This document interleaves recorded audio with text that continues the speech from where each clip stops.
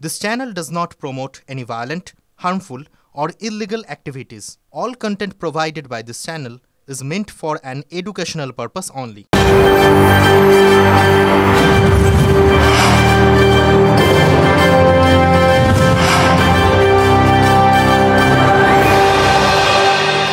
নমস্কার, আমি অনির্বাণ চৌধুরী শুরু করছি স্ট্রেট কাট। একটা খারাপ খবর দিয়েই আজকে শুরু করতে হচ্ছে। মুজিবুর রহমানের মূর্তি ভাঙার পর বাংলাদেশে আরও একটা আইকনিক স্ট্যাচু ভাঙা হলো। পোশাকি নাম সারেন্ডার স্ট্যাচু।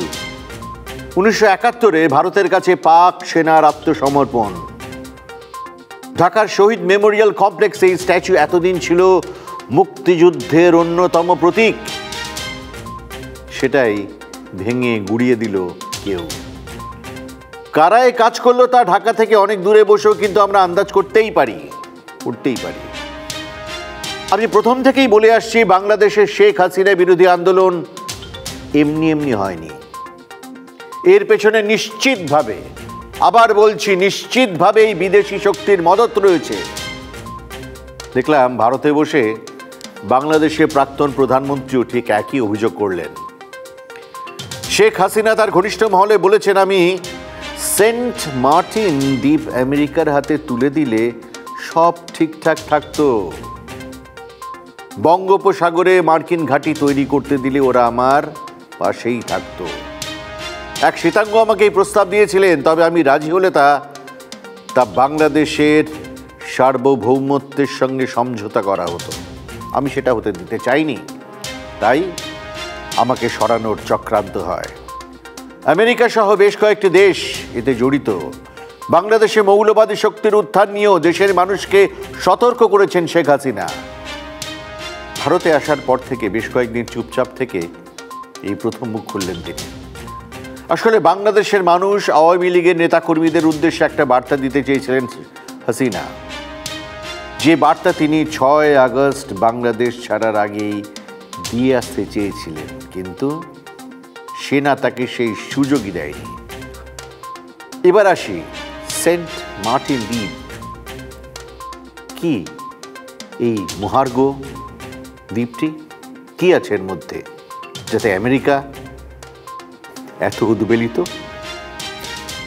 মাত্র 9 কিলোমিটার লম্বা, 12 কিলোমিটার চওড়া, বাংলাদেশের দক্ষিণতম প্রান্ত, চারদিক নারকেল গাছ দিয়ে ঘেরা, 9টা গ্রাম নিয়ে ছোট্ট একটা দ্বীপ। বাসিন্দা মাত্র 3,500। চাষবাস হয় না, কারখানা নেই, প্রয়োজনীয় সব জিনিসপত্রই বাংলাদেশ ও মায়ানমার থেকে সেন্ট মার্টিনে যায়। বাসিন্দাদের জীবিকা বলতে মাছ ধরা, নারকেল ফল বিক্রি, আয়ুর্বেদিক ওষুধ তৈরি, এইসব। এমনকি বিদ্যুতের জন্যেও একমাত্র ভরসা সৌরশক্তি।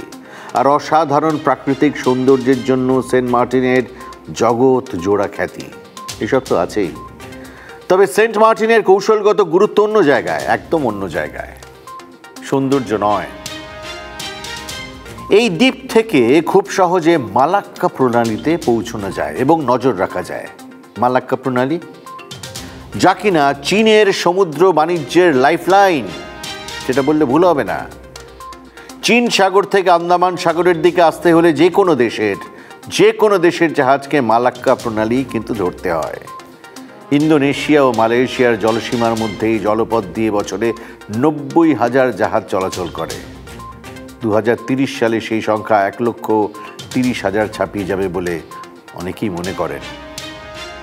বাংলাদেশের অংশ হলেও সেন্ট মার্টিনের মালিকানা দাবি করে মায়ানমারও। আসলে কি জানেন, এই দ্বীপটাকে নিয়ে অদৃশ্য এক ছায়াযুদ্ধ চলছে সেই 1971 সাল থেকেই।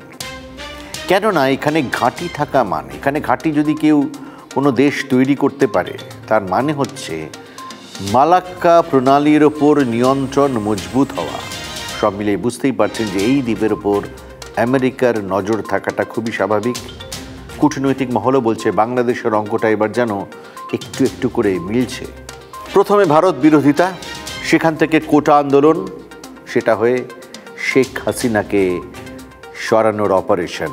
সামনে জামাত, পেছনে বিদেশি শক্তি। যদিও হাসিনার ছেলে সজীব ওয়াজেদ জয় এক্স হ্যান্ডেলে লিখেছেন যে তার মা সেন্ট মার্টিন দিয়ে কোনো অভিযোগই নাকি করেননি। তবে জয়ের আগেও হাসিনার পদত্যাগ নিয়ে বয়ান বদল করেছেন ঘন ঘন। থাকেন আমেরিকায়, আর ঘটনাক্রম দেখলে সেন্ট মার্টিন নিয়ে জল্পনা উড়িয়ে দেওয়াও তো সম্ভব নয়। প্রশ্ন হলো তাহলে কি এবার হাসিনার পতনের পর সেন্ট মার্টিন, সেখানে মার্কিন নৌসেনা ঘাঁটি তৈরির লক্ষ্য পূরণ হচ্ছে? বাংলাদেশে ক্ষমতাসীন তদারকি সরকারের দাবি তার কোনো সম্ভাবনাই নেই। তাদের দাবি হাসিনা নাকি নিজের অপরাধ ঢাকতে নজরটা ঘোরানোর চেষ্টা করছেন।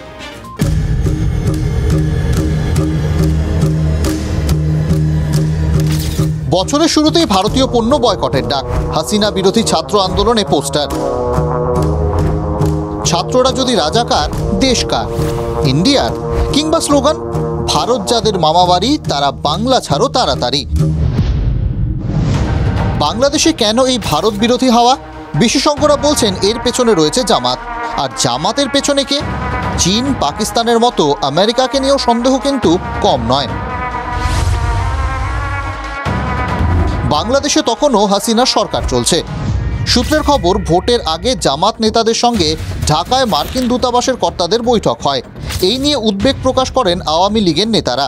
ঢাকায় নিযুক্ত প্রাক্তন মার্কিন রাষ্ট্রদূত পিটার হাস এক রাজাকার পরিবারের সঙ্গে দেখা করতেও যান, যা নিয়ে আইন শৃঙ্খলার অবনতি হয়। আমেরিকার কাছে অভিযোগও জানিয়েছিল শেখ হাসিনা সরকার। এখানেই শেষ নয়, বাংলাদেশে নিযুক্ত বিদেশি রাষ্ট্রদূতদের জোট কফি ক্লাব নামে পরিচিত। আমেরিকা, ব্রিটেন, সুইডেন, জার্মানির মতো ইউরোপিয়ান দেশের কূটনীতিকরা এই ক্লাবের সদস্য। আওয়ামী লীগের দাবি, কোটা আন্দোলন শুরুর আগে ও আন্দোলন চলাকালীন বেশ কয়েকবার আন্দোলনকারীদের সঙ্গে বৈঠক করেন কফি ক্লাবের সদস্য রাষ্ট্রদূত ও তাদের প্রতিনিধিরা। এমনকি কয়েকজন ছাত্রনেতাকে দূতাবাসে ঢোকার জন্য স্পেশাল পাসও ইস্যু করা হয়। কোটা আন্দোলনে 3 সপ্তাহে কম বেশি 350 কোটি টাকা খরচ হয়েছে বলে সূত্রের খবর। অভিযোগ উঠছে, আন্দোলন সংগঠিত করতে ইউনাইটেড স্টেট এইডের মাধ্যমে টাকা ঢালা হয়, ঠিক যেভাবে নিকারাগুয়া, ভিয়েতনাম, ভেনেজুয়েলা বা ব্রাজিলের মতো দেশে আমেরিকা সরকার ফেলার ছক কষেছিল বলে অতীতে অভিযোগ ওঠে। এখন আবার নতুন অভিযোগ যে আমেরিকা বাংলাদেশে নৌসেনা ঘাঁটি বানাতে চেয়েছিল। শেখ হাসিনার দাবি, তিনি আমেরিকার প্রস্তাবে রাজি হননি। হাসিনা দেশ ছাড়তেই তাঁর ডিপ্লোম্যাটিক ভিসা বাতিল করে আমেরিকা।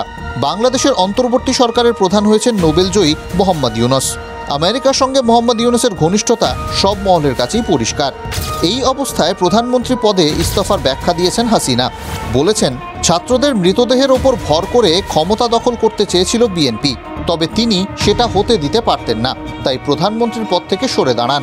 তবে শিগগিরই দেশে ফিরবেন বলেও বার্তা দিয়েছেন হাসিনা। হাসিনাকে বাংলাদেশে ফেরানোর শপথ নিয়ে গোপালগঞ্জে জমায়েত করেন আওয়ামী লীগের কর্মী সমর্থকরা। উল্টো দিকে হাসিনা ভারতে আশ্রয় নেওয়ায় অসন্তোষ প্রকাশ করেছে বিএনপি সহ বাংলাদেশের বিরোধী রাজনৈতিক দলগুলি। হাসিনাকে অবিলম্বে বাংলাদেশের হাতে তুলে না দিলে ঢাকায় ভারতের হাইকমিশন ঘেরাওয়ের হুমকি দেওয়া হয়েছে। আর এসবের মধ্যেই অন্তর্বর্তী সরকার গঠনের পর বেশ কয়েকদিন কেটে গেলেও এখনও স্বাভাবিক হয়নি বাংলাদেশের আইন শৃঙ্খলা। নানা জায়গায় সংখ্যালঘুদের ওপর এখনও হামলার অভিযোগ উঠছে। প্রতিবাদে জমায়েত করেছেন ও দেশের হিন্দুরা। পুলিশ কর্মীরাও সবাই এখনও কাজে যোগ দেননি। বৃহস্পতিবারের মধ্যে তারা কাজে যোগ না দিলে চাকরি যাবে বলে জানিয়েছেন অন্তর্বর্তী সরকারের স্বরাষ্ট্র বিভাগের উপদেষ্টা।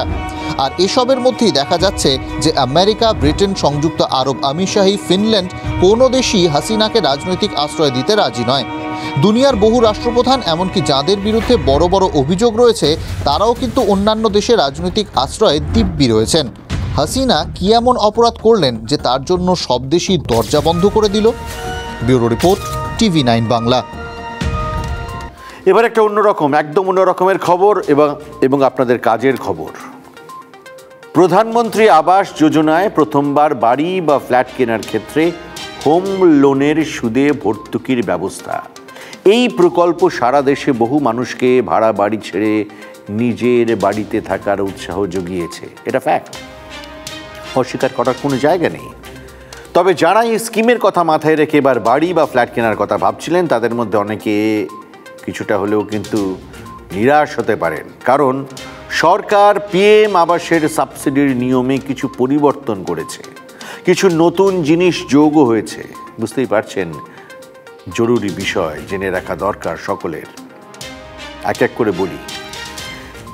এতদিন নিয়ম ছিল বছরে 18 লাখ টাকা পর্যন্ত পারিবারিক আয় হলে প্রথমবার বাড়ি বা ফ্ল্যাট কেনার ক্ষেত্রে হোম লোনের সুদে 2,30,000 টাকা পর্যন্ত ভর্তুকি মিলবে। ফ্ল্যাট বা বাড়ির সেক্ষেত্রে মাপ হতে হবে সর্বাধিক 200 বর্গমিটার বা 2,150 বর্গফুট। নতুন নিয়মে সুদ ভর্তুকি পাওয়ার এলিজিবিলিটি বছরে 18 লাখ টাকা থেকে আয় কমে হলো 9 লাখ টাকা, একদম হাফ। ইন্টারেস্ট সাবসিডি 2,30,000 টাকা থেকে কমে হলো 1,80,000 টাকা। বাড়ি বা ফ্ল্যাটের মাপ 200 বর্গমিটার থেকে কমে হলো 120 বর্গমিটার বা 1300 বর্গফুট। বলা হয়েছে যে সর্বোচ্চ 35 লাখ টাকা দামের বাড়ি বা ফ্ল্যাট কেনার ক্ষেত্রে সর্বাধিক 25 লাখ টাকা পর্যন্ত হোম লোনে 4% সাবসিডি মিলবে। ক্রেতার ব্যাংক অ্যাকাউন্টে প্রতি বছর সেটা 5টা ইনস্টলমেন্টে সাবসিডির টাকা হয়ে জমা পড়বে। সরকার বলছে প্রকৃত অর্থেই যাদের আয় কম তারাই যাতে সুদে ছাড় পান, গরিব পরিবারগুলো যাতে আরও বেশি করে এই প্রকল্পের সুবিধা পায়, সেজন্যই পিএম আবাসে এই কাটছাঁটগুলো করা হয়েছে। গরিব মানুষের কথা ভেবে এই প্রকল্পে আরও কিছু বদল করা হয়েছে বলেও দাবি সরকারের। যেমন আগে নিয়ম ছিল বছরে 3 লাখ টাকা পর্যন্ত আয় এমন কোনো পরিবার যদি নিজেদের জমিতে বাড়ি করতে চান তাহলে 1 লাখ টাকা দেবে সরকার। সেটা বাড়িয়ে 2.5 লাখ টাকা করা হয়েছে। সঙ্গে জোড়া হয়েছে আরেকটা নতুন স্কিমও। বলা হয়েছে যে শহরাঞ্চলের পরিযায়ী শ্রমিক, ছাত্রছাত্রী ও কর্মরত মহিলাদের জন্য হোস্টেল তৈরি করলে অ্যাফোর্ডেবল রেন্টাল হাউজিং স্কিম, সেই স্কিমে ইনসেন্টিভ মিলবে। 30 বর্গমিটার পর্যন্ত ঘরের ক্ষেত্রে ইনসেন্টিভের পরিমাণ হবে 1.5 লাখ টাকা। এইসব হোস্টেলের ভাড়া 2 বছর অন্তর অন্তর সর্বাধিক 8% বাড়ানো যাবে।